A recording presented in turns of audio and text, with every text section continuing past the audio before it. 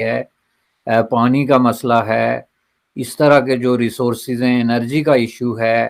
یہ ساری چیزیں جو ہیں یہ صرف ریجنل کوآپریشن کے ذریعے ہی حل کی جا سکتی ہیں۔ اور اگر آپ اپنے ڈیفرنسز کو 100% حل نہیں بھی کر سکتے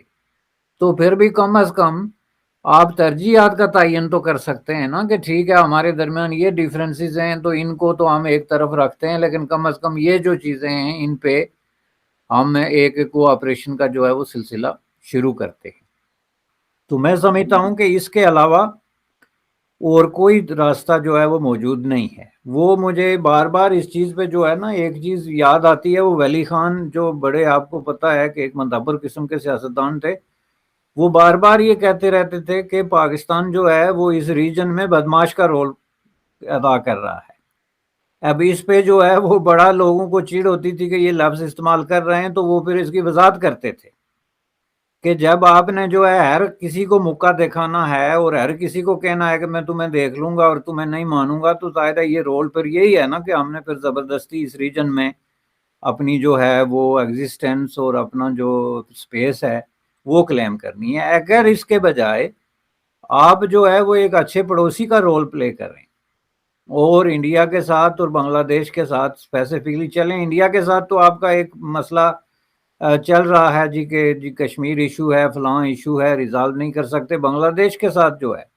اب آپ کا کیا مسئلہ رہ گیا؟ 71 میں ایک کام ہوا تھا، اس کے بعد 50 سال ہو گئے ہیں، بنگلہ دیش اتنا آگے چلا گیا، ایک نئی دنیا ڈیولپ ہو گئی ریجن میں، دنیا میں،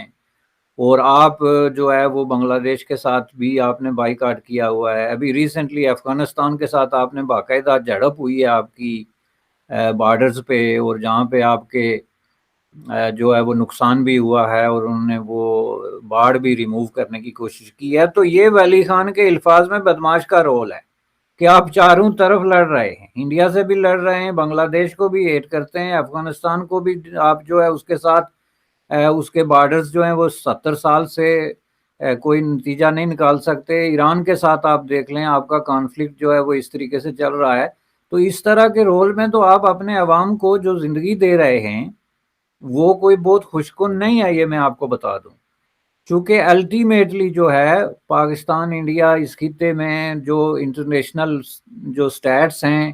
اس کے مطابق تقریباً 44% لوگ جو ہیں وہ غربت سے نیچے زندگی گزار رہے ہیں، اور اس ریجن کے اندر جہاں پہ اتنا بڑا پوٹینشیل ہے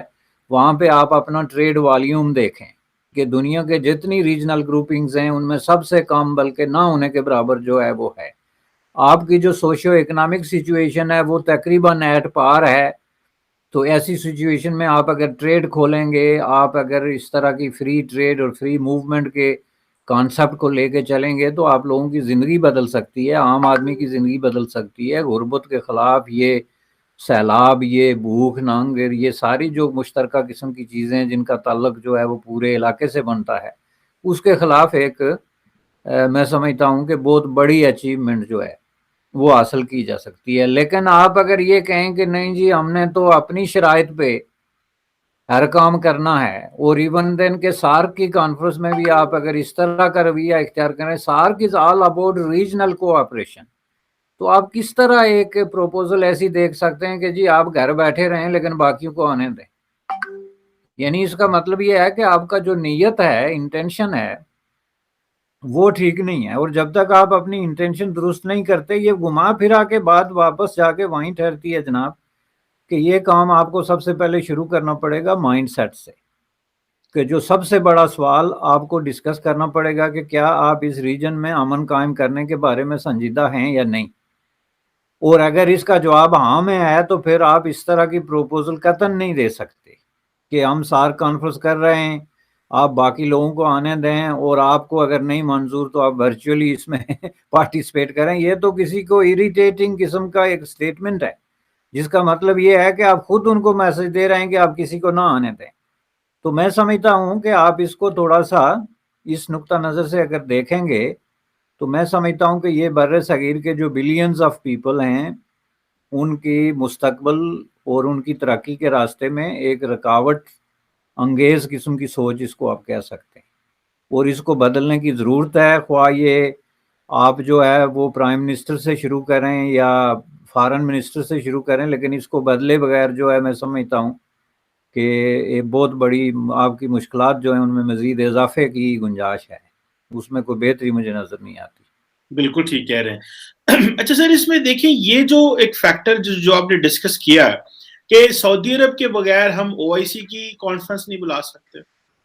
انڈیا کے بغیر ہم SAARC کی کانفرنس نہیں بلا سکتے، ٹھیک ہے، تو یہ تو پھر ہمیں ساری کی ساری جو ہماری فورن پالیسی ہے، اور ابھی دیکھیں جیسے سینٹرل ایشین جو کنٹریز ہیں انہوں نے وہ انڈیا چلے گئے جب پاکستان OIC کی ایک کانفرنس کر رہا تھا، تو یہ تو ساری کی ساری جو پاکستان کو فورن پالیسی ہے اس کو ری لک کرنا پڑے گا، جس طرح یہ جو آپ نے مائنڈ سیٹ کی بات کی ہے کہ اصل چیز تو وہ مائنڈ سیٹ ہے، تو سر یہ مائنڈ سیٹ کس طرح چینج آ سکتا ہے، بدلی ہو سکتی ہے، کیونکہ جو اچھی جو پیور ڈیموکریٹک فورسز ہیں وہ تو پہنچ نہیں پاتی، جو پہنچ جاتی ہیں وہ کمپرومائزڈ ہوتی ہیں۔ اگلے دن وہ ایک ہمارے جنرل صاحب بھی ہیں، جنرل طارق صاحب، وہ کہہ رہے تھے کہ پاکستان میں جتنے بھی لیڈرشپ ہے یا وہ کمپرومائزڈ ہے، اوبلائزڈ ہے، ٹھیک ہے، وہ کسی بھی اسکول، وہ کسی بھی کوارٹر سے ہو یا کسی بھی ادارے سے ہو، وہ یا کمپرومائزڈ ہے یا وہ اوبلائزڈ ہے۔ تو یہ اوبلائزڈ کمپرومائزڈ کے بیچ میں، اور تیسرا انہوں نے کہا تھا کہ وہ پتہ نہیں ایک اور انہوں نے لفظ بولا، I forgot that۔ سو یہ تو ہم اور پھر ہم جھوٹ پہ جھوٹ بولے جا رہے ہیں، شاید لوگوں کو شاید سبز باغ بھی دکھا رہے ہیں کہ ہماری بڑی کامیابیاں ہیں، تو یہ کب تک ہم اتنی بڑی اسموک اسکرین جو اریکٹ کر کے رکھیں گے اور میڈیا بھی مینج کر لیں گے، لوگوں تک پبلک اوپینین بھی نہیں پہنچنے دیں گے، تو یہ ہاؤ ٹو ری لک اور ہاؤ ٹو جسے کہتے ہیں ری اسکیچ کس طرح ہو سکتا ہے، یہ بڑا سوال ہے، لیکن یہ آپ سے سر کیا جا سکتا ہے۔ نہیں، یہ بہت بڑا سوال نہیں، یہ بہت ہی بنیادی سوال ہے، اور میں آپ کو بتا دوں کہ اس سوال کا جواب دیے بغیر پاکستان کے لیے آگے جانے کی کوئی گنجائش نہیں ہے، اور اس کی وجہ میں آپ کو بتاتا ہوں کہ جو بار بار میں ذکر کرتا ہوں کہ ایک آرٹیفیشلی انفلیٹڈ جو سینس آف سپیریورٹی ہم نے کریٹ کیا ہوا ہے، وہ مائنڈ سیٹ ہے جس کی وجہ سے ہم دنیا سے اور ریجن سے وہ سپیس مانگ رہے ہیں جو ہمارا حق نہیں بنتا۔ اس کی آپ نے خود مثال دی، میں دوبارہ دے دیتا ہوں کہ سعودیہ کے بغیر آپ OIC کی اگر کانفرنس نہیں بلا سکتے تو یہ اس چیز پہ دلالت کرتی ہے کہ اسلامی دنیا میں آپ کا سپیس کتنا ہے، ویٹ کتنا ہے، اور آپ مانگ کتنا رہے ہیں، آپ کی وشفل تھنکنگ کتنی ہے، اور آپ خیالی دنیا کے اندر کتنا رہتے ہیں۔ آپ اگر انڈیا کی اجازت اور اس کی آشیرواد کے بغیر SAARC کانفرنس نہیں بلا سکتے تو یہ اس چیز پہ دلالت کرتی ہے کہ ریجن میں آپ کی جو ویٹ ہے اور آپ کا جو سپیس ہے وہ بہت ہی لیمیٹڈ ہے، اور آپ اس سے دگنا چگنا بلکہ 20 گنا زیادہ حصہ جو ہے وہ مانگ رہے ہیں۔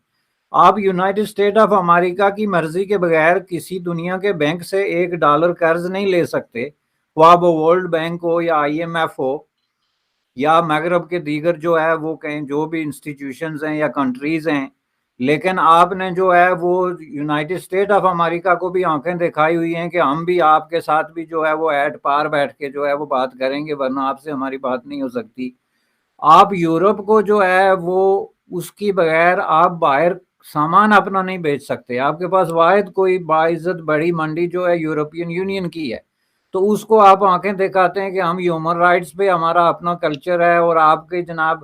یہ چیز ہم نہیں مان سکتے، اور ہمارے اپنا ثقافت ہے، اور آپ یہ اسلامہ فوبیا کنٹرول کریں، اور ان کو الٹے مشورے دیتے ہیں۔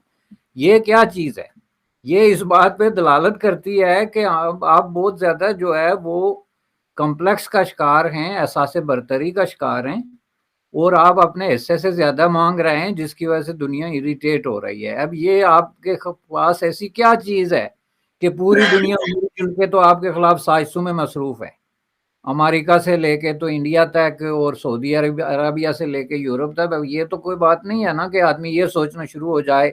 یہ بہت ہی ایک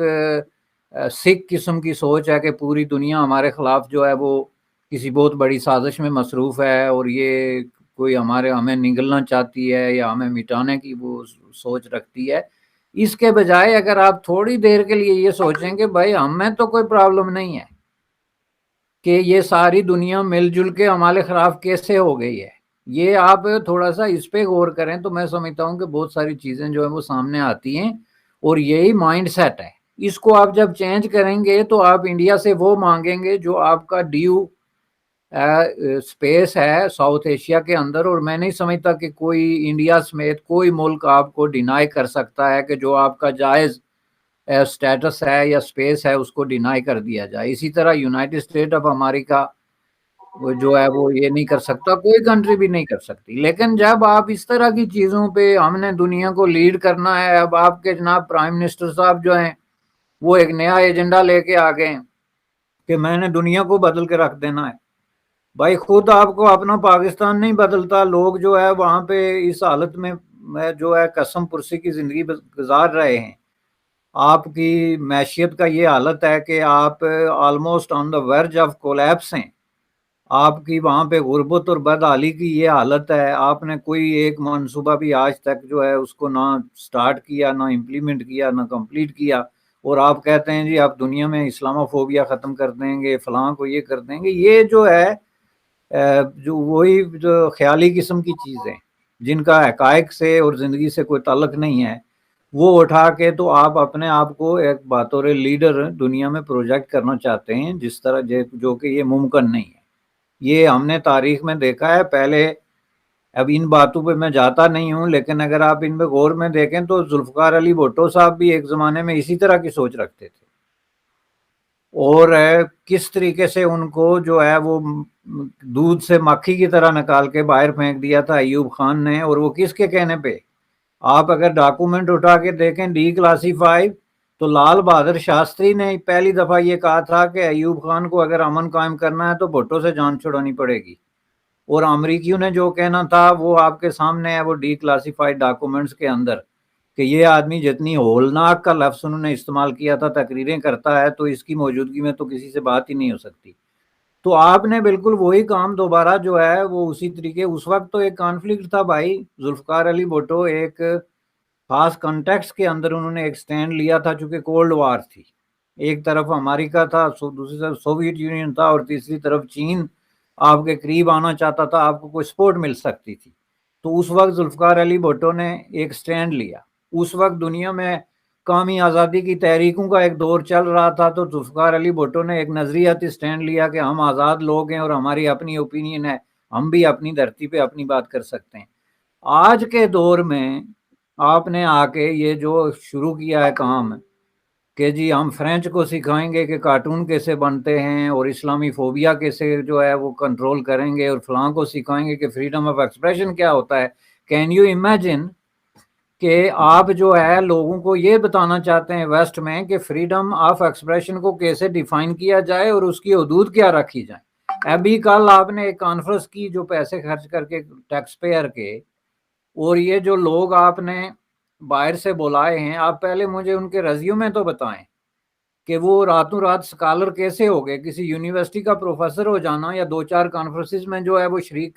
شرکت کر لینے کا مطلب یہ نہیں ہے کہ آپ جو ہے وہ ایتھینٹیکیٹڈ قسم کے سکالر ہو گئے اور آپ کی رائے جو ہے وہ فائنل رائے ہے. انہوں نے آ کے وہاں پہ فتوے کیا دیے. آپ پاکستان میں لوگوں کو بولا کہ ورچولی یا فزیکلی تو ان سے یہ فتوے لے رہے ہیں کہ بھائی یہ جو جدید ٹیکنالوجی ہے یہ لعنت ہے اور اس سے بچو،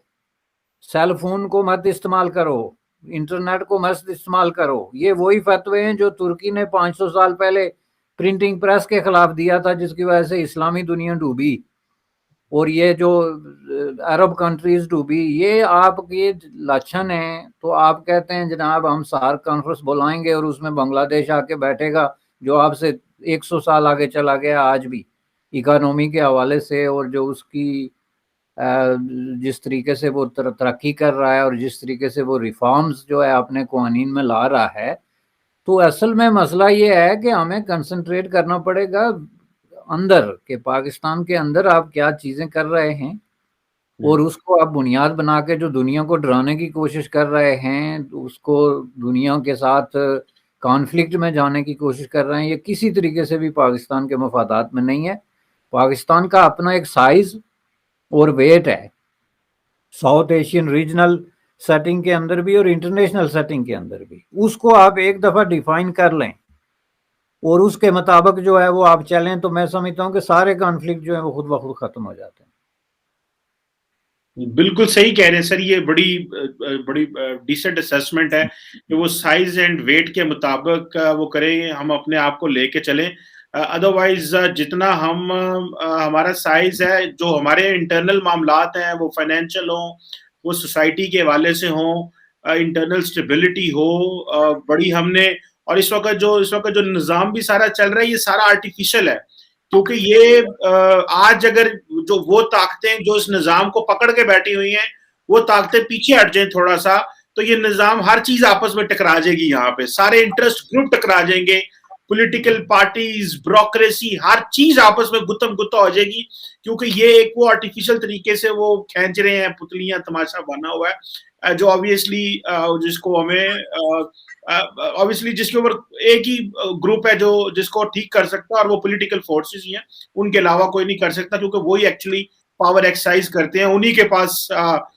तमाम किस्म की पावर है, अगर वो अपनी पावर को और अपनी ताकत को रियलाइज करें। और ये जो हम हर जगह ये कह रहे होते हैं कि जी हम सेकंड ग्रेड नहीं रहना चाहते इस खित्ते में, सेकंड नंबर पे नहीं आना चाहते खित्ते में। मेरा ख्याल है कि अगर हमारी फाइनेंशियल, सोसाइटियल और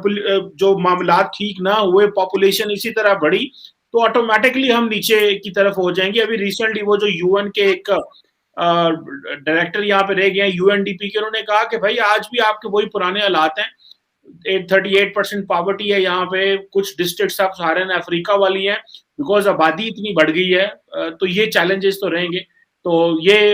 हमें obviously we have to really look inward for a lot of जो एक इंट्रोस्पेक्शन चाहिए, लेकिन शायद हमें इस चीज का अंदाजा भी नहीं है। मैं बहुत सारे उन लोगों से मिला हूँ जो इमरान खान साहब के बहुत बहुत करीब हैं, और वो यकीन करके माने बैरिस्टर साहब, there is no realisation what ever they are doing. वो समझ रहे हैं हम बिल्कुल ठीक कर रहे हैं, हम जब अपोजिशन से बात नहीं करते हम बिल्कुल ठीक करते हैं, हम जब डराते हैं हम मीडिया को करते हैं, हम जो करते हैं हम ठीक करते हैं, और वो समझते हैं हम बिल्कुल सच्चे हैं, और वो किसी से बात भी नहीं करना चाहते। तो ये ऑब्वियसली जब इस तरह की सोच होगी तो मामला थोड़े अजीब ही होंगे। बहरहाल any how, thank you very much barrister Hamid भाषानी साहब sir, for always giving a wonderful analysis and insight, कि ये जो आपने साइज एंड वेट की बात की, और जो अपने कद काट की बात की, और हमें इंटरनली कैसे चीजों को देखना है। Thank you very much sir. Thank you जनाब जी, साहब, थैंक यू।